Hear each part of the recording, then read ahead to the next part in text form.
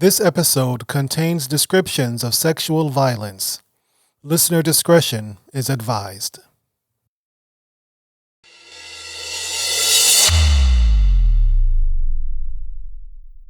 Assalamu alaikum. Welcome back to Season 7 of the Islamic History Podcast. I'm your host, Muttaqi Ismail. In this season, we are discussing the Bosnian War of the 1990s. This is episode 7-10, Bosnia and the Croats. Before we get into the episode, let's do a brief recap of where we are so far. As the violence intensifies, the United Nations enacts an arms embargo on Yugoslavia. The Serbs capture Vukovar and now control a third of Croatia. Bosnia votes for independence while the Bosnian Serbs vote to remain part of Yugoslavia. The Bosnian War begins with the ethnic cleansing of Bijeljina and Kupreš. And with that, let's discuss the escalation of the war in Bosnia. Bosnia and Herzegovina. As mentioned in episode 5 of this series, the word Bosnia most likely comes from the Bosna River. The word Herzegovina is believed to come from Herzog, the Germanic word for duke. Herzegovina would therefore mean the duke's land. It is not exactly clear where Bosnia ends and Herzegovina begins. Generally, it's understood that most of the country is Bosnia and the southern 20% is Herzegovina. Some have also suggested that Herzegovina begins south of Ivan Planina, a mountain in central Bosnia. Speaking of mountains, Bosnia and Herzegovina has a lot of them. The tallest mountain in Bosnia is Maglic, which sits on its eastern border with Montenegro. Maglic is a stony, craggy mountain with very little vegetation. However, most of the mountains in Bosnia and Herzegovina are covered in dense forests. In fact, nearly half of Bosnia and Herzegovina is covered in forests. 7 major rivers course through Bosnia, the longest one being its namesake, the Bosna River. Bosnia and Herzegovina's only access to the sea is a 20-mile strip on the Adriatic coastline. The southern regions, primarily Herzegovina, has a Mediterranean climate with warm summers and cool winters, but no extremes in either direction. As one moves north, the weather gets chillier and more consistent with other parts of Europe. Sarajevo, for example, has a pleasant average summertime temperature, but not exactly hot or even warm. But the winters in Sarajevo can get very cold.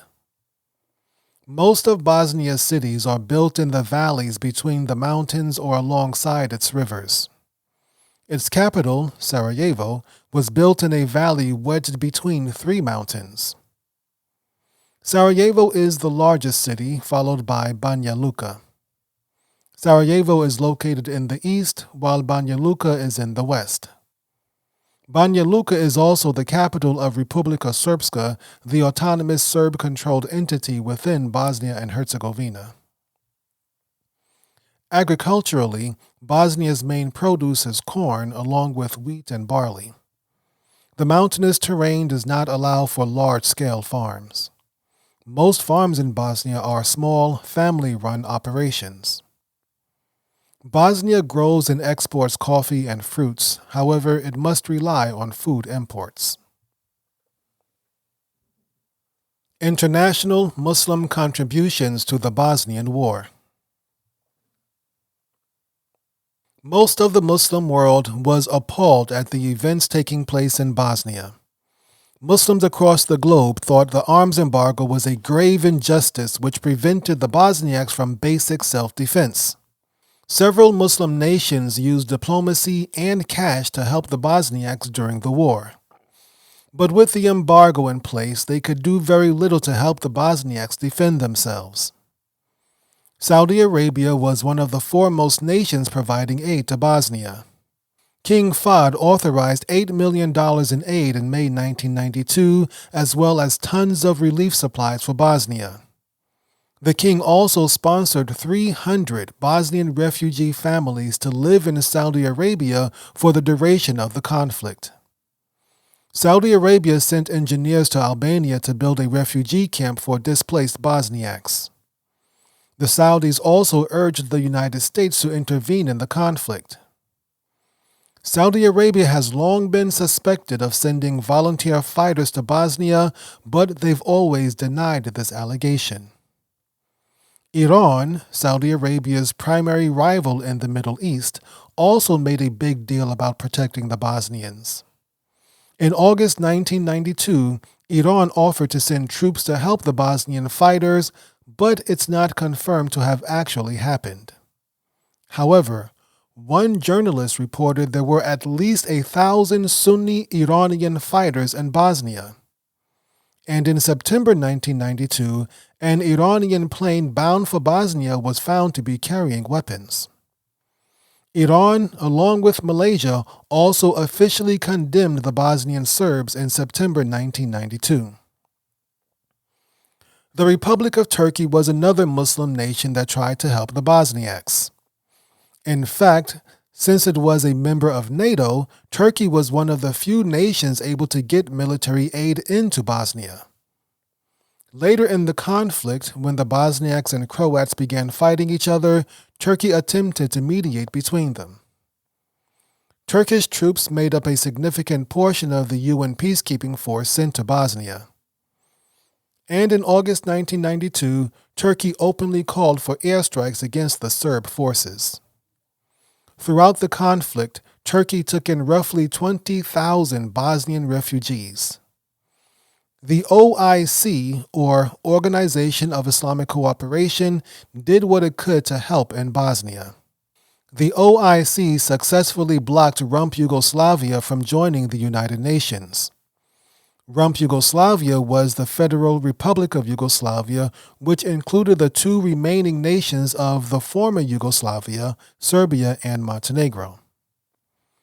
By July 1993, the OIC was debating sending 17,000 troops into Bosnia. This would have been an interesting development if it ever got off the ground, but it never did.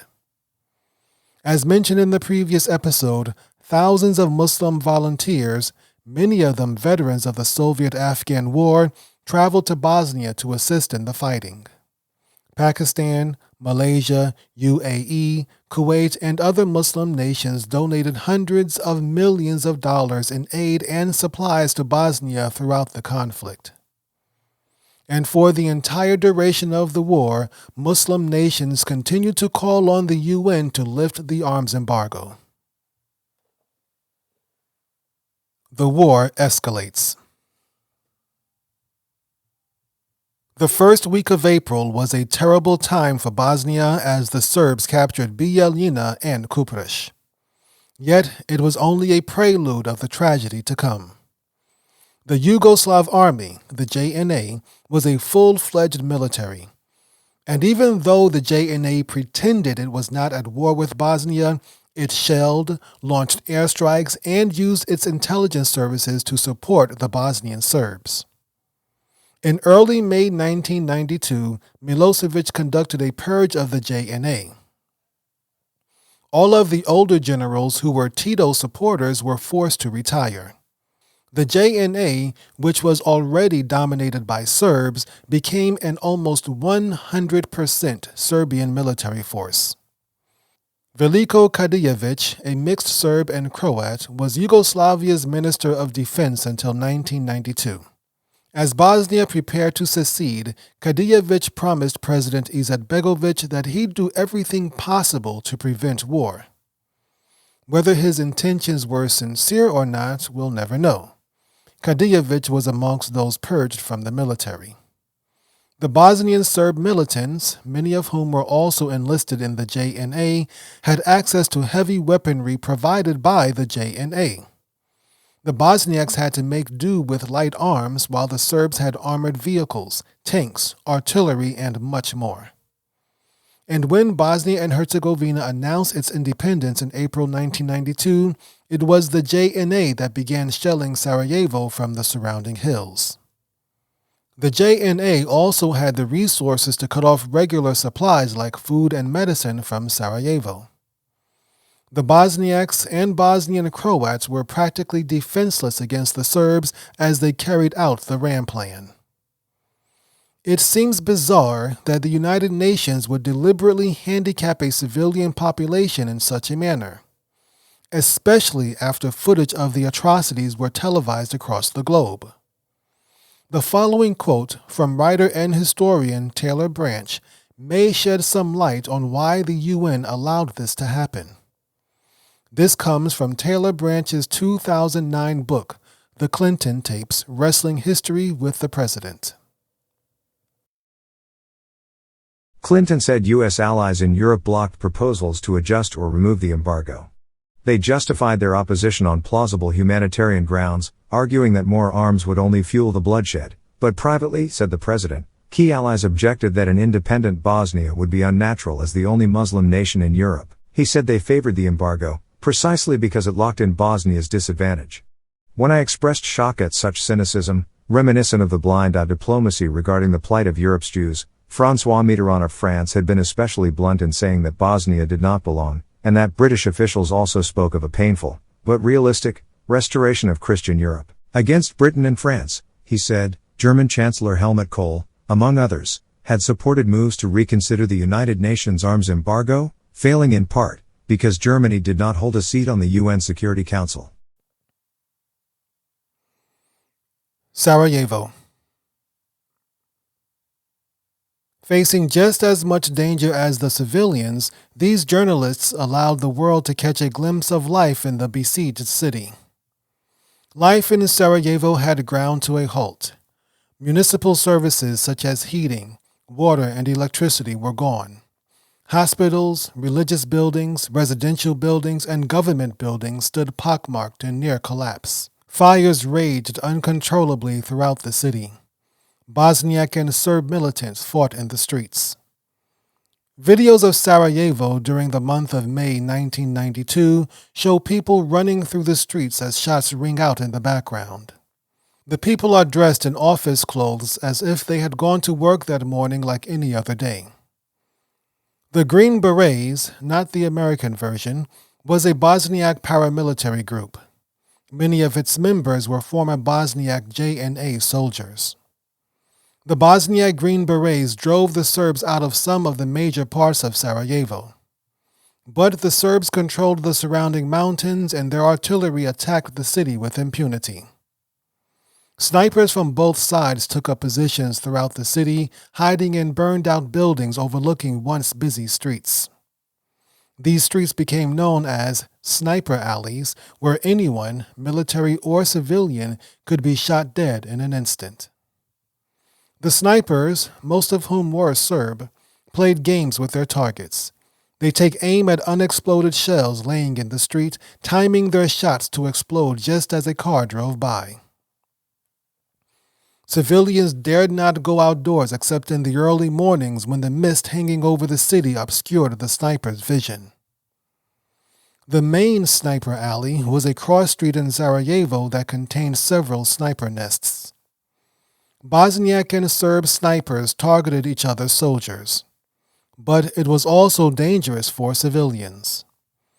This sniper alley was located on the main thoroughfare in Sarajevo, connecting the industrial sector to the historic neighborhoods.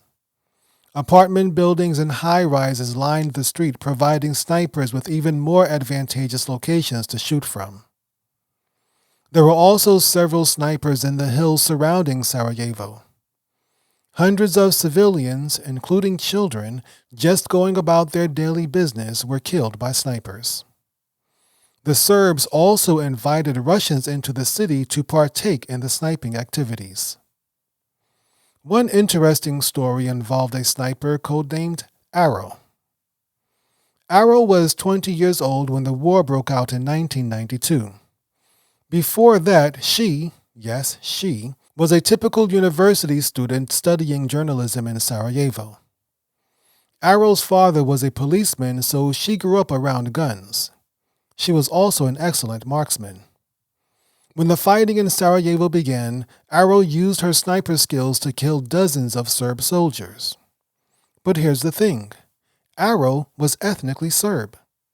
But she put her home, Sarajevo, ahead of her nationality. This naturally put a price on her head, and in 1993, she was shot in the back. Arrow wound up in a government hospital where she was treated and eventually recovered. The war that Bosnian President Alija Izetbegović was trying to avoid came right to his doorstep. In early May 1992, the JNA kidnapped him from the Sarajevo airport. Then they used him as leverage to ensure safe passage for several of their officers trapped in downtown Sarajevo. Sarajevo was under a devastating siege, but other parts of the country were also in trouble. Serb forces followed the paths of the Drina and Sava rivers. These two rivers ran roughly north and south and formed part of the modern borders of Bosnia. The Serbs captured and ethnically cleansed several cities along these rivers. 3 of these cities were Prijedor, Kozarec, and Foça. Prijedor. Before 1992, Prijedor, located in western Bosnia, was one of the country's largest cities. Its population was about 112,000, with Muslims holding a slim majority. When the fighting began, Serb nationalists overthrew the local Bosnian authorities and claimed the town for Republika Srpska. Future war criminal Milan Kovačević, a trained anesthesiologist, became the city's ruler. Kovačević oversaw the removal and cleansing of Muslims from Prijedor.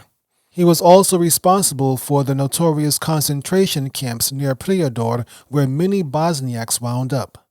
3,500 Bosniaks and 180 Croats were killed in Prijedor. 45,000 were expelled. Kozarec. After Prijedor, the Serbs began shelling Kozarec about 6 miles away. After several hours, the Serbs stopped shelling and announced over loudspeaker that the residents would not be hurt if they came out of their homes and surrendered. Once the people were outside and exposed, the Serb artillery opened up again, killing and maiming hundreds in a few seconds. The survivors ran back into their homes and the shelling continued for another 2 days. Finally, with the help of local Serb citizens, the Bosnian Serb military went door to door arresting the distinguished Muslims in the city. This included judges, policemen, doctors, politicians, and businessmen. These Muslims were brought out into the open where Serb snipers shot some of them.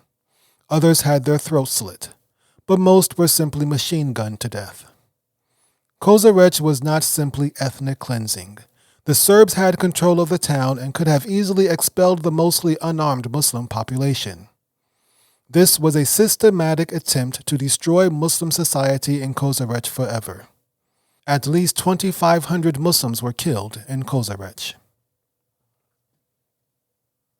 Foça.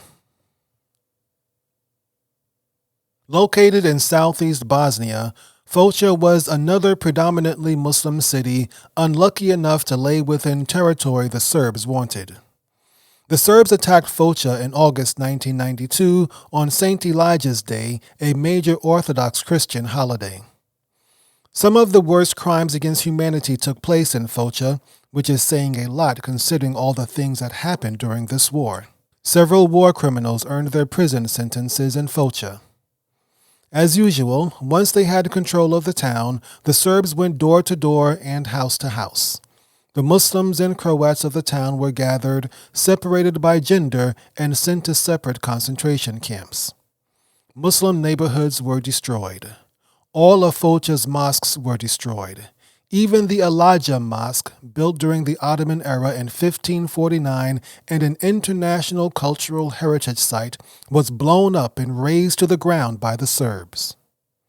One story described a Muslim man who was killed, then nailed to a mosque door similar to how Jesus is often depicted on the cross. And then there were the rapes. The Serbs turned a local Foça residence into a rape center. Officially, it was a detention center for Bosniak women and girls.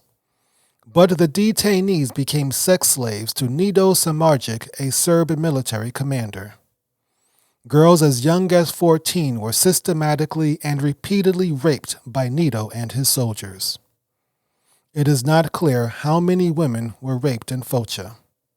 However, some estimates put the number at around 20,000. A Bosniak woman named Munevera gave an interview discussing what she witnessed when the Serbs captured Foça in the summer of 1992. Munevera told a story about her 17-year-old neighbor. The young girl was dragged away by the Serbs, then brought back a few days later and dumped in the street. The girl was bleeding, having been raped numerous times since her kidnapping. She died a few days later. Finally, Munevera said, she, her husband, and their 2 little girls escaped Foça on foot.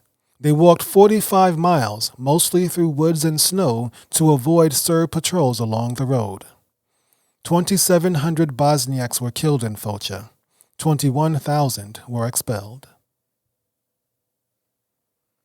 More fighting in May. 600 Bosniaks were killed in Zvornac in northern Bosnia. 40,000 were expelled. 320 Bosniaks and 80 Croats were killed in Doboj in central Bosnia. 40,000 were expelled. Many of those expelled from their homes wound up in either the Ternopolje, Karaterm, or Omarska concentration camps. We'll discuss some of these camps in the next episode. All of this happened just in the month of May. 15,000 Bosniaks were killed within a few weeks of declaring independence. The Bosniaks did fight back. The embargo put them at a severe disadvantage, but they did the best they could with what they had. A joint Bosniak-Croat offensive reversed Serb gains in Posavina, located in North Bosnia close to the Croatian border. The combined Bosniak-Croat force retook land in central Bosnia, then worked their way southwards before putting Doboj under siege. This allowed them to cut off Bosanska Krajina in the east from Siberia and Serbia in the west. Nasser Oric was a Bosniak who had joined the Yugoslav security forces in the late 1980s, eventually becoming a bodyguard for Slobodan Milosevic. In the early 90s, Nasser Oric realized things were going to get bad as Milosevic cranked up his nationalist rhetoric. He left the security force to assist Bosnia in the war. He soon commanded his own squadron of fighters. The city of Srebrenica is located in a shallow valley in East Bosnia, just a few miles from the Serbian border. Being so close to the border, the Bosnian Serbs targeted Srebrenica to be part of Greater Serbia. The Serbs occupied Srebrenica early on in the fighting, but Nasser Oric and his fighters retook the city in mid-May. Despite these gains, the Serbs still had the upper hand in Sarajevo, and they still had their artillery in the mountains. In mid-May, the Serbs launched rockets at a Red Cross convoy bringing supplies into the city. The Bosnian Serbs also hijacked Red Cross and other relief agency vehicles attempting to bring relief to Sarajevo. These attacks forced the Red Cross to suspend operations in Bosnia. On May 24, 1992, 2 days after Bosnia and Herzegovina was admitted to the United Nations, Bosnian Serb commander Ratko Mladic intensified the shelling of Sarajevo. No longer concerned about hitting legitimate targets, the Serbs began indiscriminate bombardment of Bosnia's capital city. Russia's foreign minister visited Sarajevo and negotiated a temporary ceasefire. This allowed civilians, many of whom had been hunkered in their basements for weeks, to get whatever food and supplies they could. 3 days later, mortar shells killed 16 people waiting in line to buy bread. Emergency personnel raced to help the injured, but sniper fire forced them to turn back. Television cameras broadcast the carnage across the globe. Horrified at the killing, the United Nations imposed sanctions on Yugoslavia on May 30th. The sanctions were severe. Serbia could not access oil or trade with other nations. Its foreign assets were frozen, its airport was shut down, and the threat of military intervention loomed. Greece was the only nation that continued to conduct limited business with Serbia. President George Bush insisted American troops would not be sent to the Balkans. Concerned about the close numbers in an election year, President Bush did not see the need for U.S. military intervention. "We are not the world's policemen," he said to reporters. "We are concerned about the situation in Yugoslavia, but there is no commitment on that."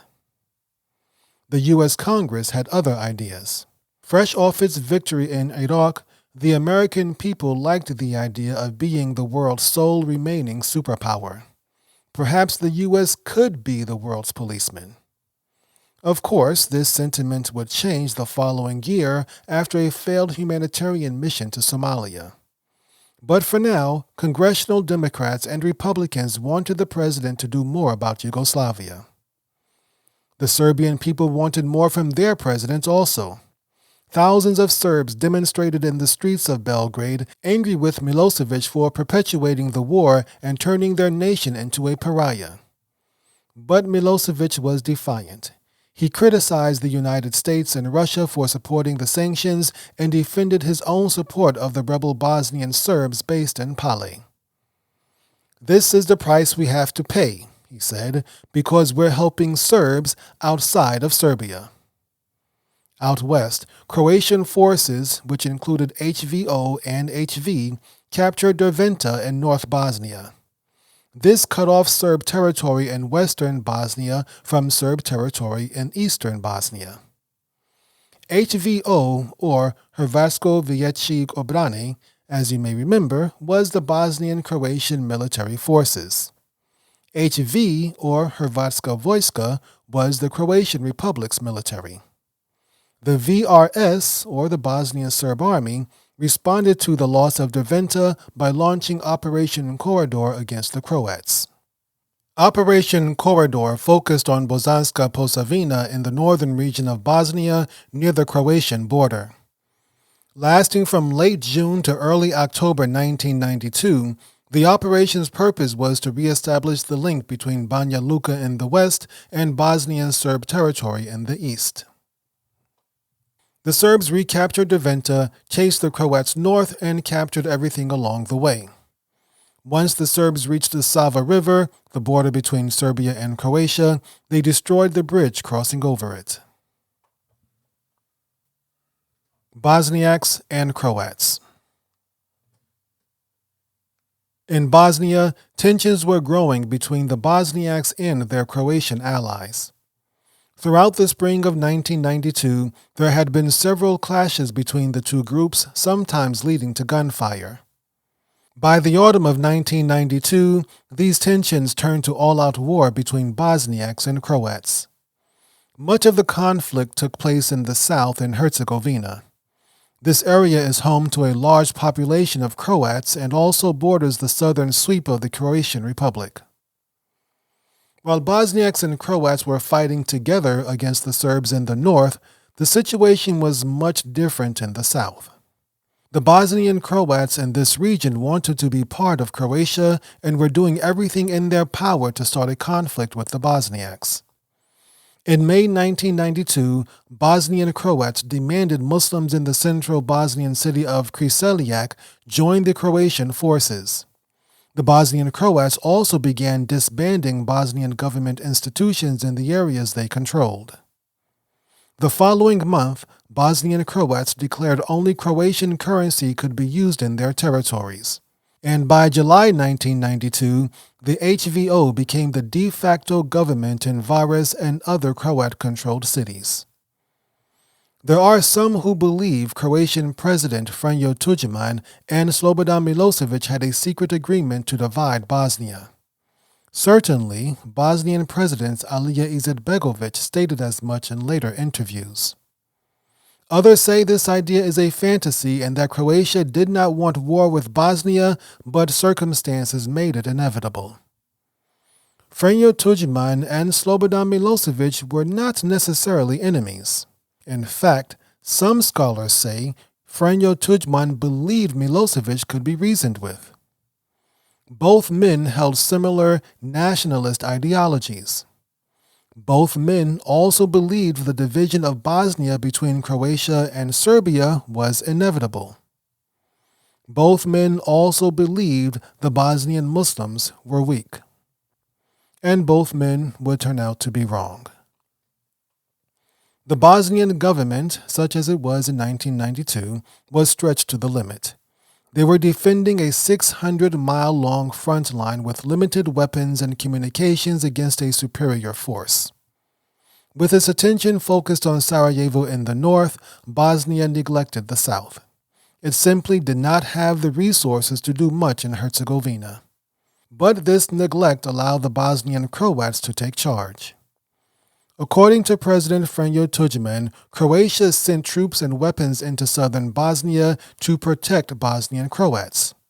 In actuality, the Croats had turned on the Bosniaks. And now, the Bosnian Muslims were fighting a two-front war against two different enemies with more resources and better weapons. When Croatia declared independence from Yugoslavia, thousands of Muslims joined their army to fight against the Serbs. Now, the Croatian army arrested and imprisoned those Muslim Bosnians who had joined their ranks.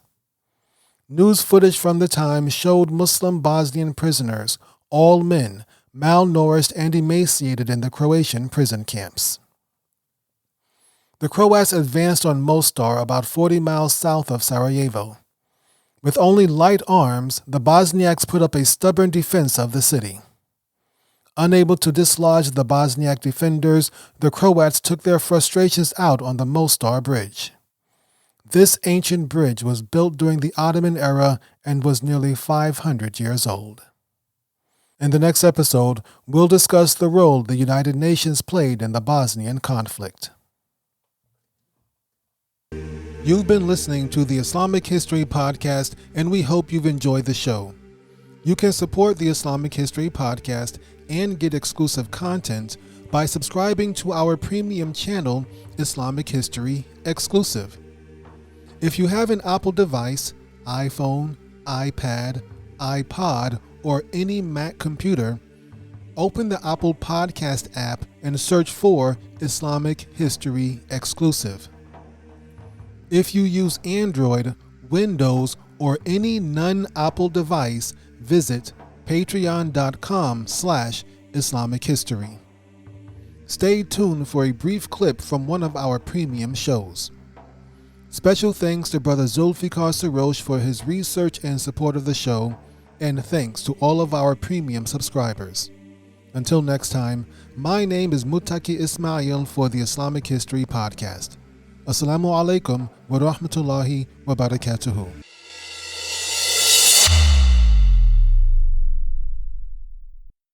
Assalamu alaikum. Welcome back to Season 1 of the Umayyad Caliphate, presented by Islamic History Exclusive. I'm your host, Muttaqi Ismail, and this is episode 1-10. Before we get into the episode, let's do a brief recap of where we are so far. Muhallab was leading the fight against the Azarika Khawarij in southern Persia. The Azarika had a strong foothold in the Zagros mountains of Persia, and it was difficult for Muhallab to dislodge them. Shabib ibn Yazid and his Khawarij band had run rampant through Iraq for over a year. During this rampage, they attacked Madain in 76 AH and threatened the city again in 77 AH when Mutarrif ibn Mughira ibn Shu'bah was the governor. Hajjaj ibn Yusuf finally defeated Shabib's forces at Kufa, and Shabib died a short time later. And so with that, let's discuss Mutarrif's rebellion. We first discussed Mutarrif back in episode number 7. He was the temporary governor of Madain when Shabib ibn Yazid, the leader of one of the Khawarij bands in Iraq, came down from the mountains with 1,000 men. Mutarrif, who was the son of the companion Mughira ibn Shu'bah, had met with some of Shabib's representatives while the two armies were separated by a river. When it became clear that Mutarrif was not going to join his cause, Shabib left Mutarrif behind and went to face the army from Kufa, which was being led by another man named Attab ibn Warqa.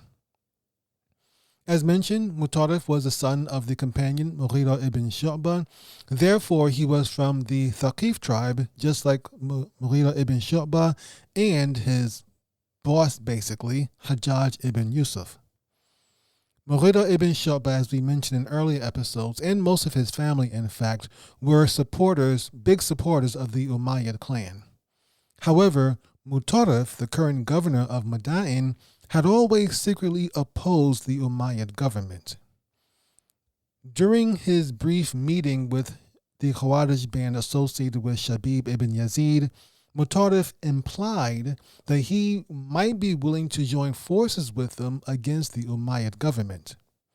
Mutarrif suggested that he join with the Khawarij, with Shabib ibn Yazid and his Khawarij, to overthrow the Umayyads, and together they could choose a new caliph through a council similar to the one that Umar ibn Khattab set up just before he died. However, Shabib and the Khawarij rejected this idea, and this is what ultimately led them to break off talks with Mutarrif and go to Kufa, where Shabib was eventually and inevitably defeated by Hajjaj ibn Yusuf. However, while the two representatives were discussing this potential collaboration with Mutarrif, the other people in Mutarrif's camps heard these negotiations, and they heard him making these suggestions to Shabib's representatives. So Mutarrif's advisors warned him that eventually this was going to get back to Hajjaj ibn Yusuf, and he'd be in trouble once the governor found out. Mutarrif acknowledged that they were telling the truth, and he knew he would be punished by Hajjaj, so he decided to take this opportunity to rebel against Hajjaj ibn Yusuf and against the Umayyads, whom he really couldn't stand anyway. So Mutarrif called 3 of his closest military advisors and told them of his plan. Now, they all agreed to support him, but 2 of his advisors actually slipped out in the middle of the night and returned to Kufa, where they dropped the dime on him to Hajjaj ibn Yusuf. So Mutarrif and his remaining supporters, they left Madain and headed for the Zagros Mountains, which lies between, it's really mostly in Iran, but it lies on the border between Iran and Iraq.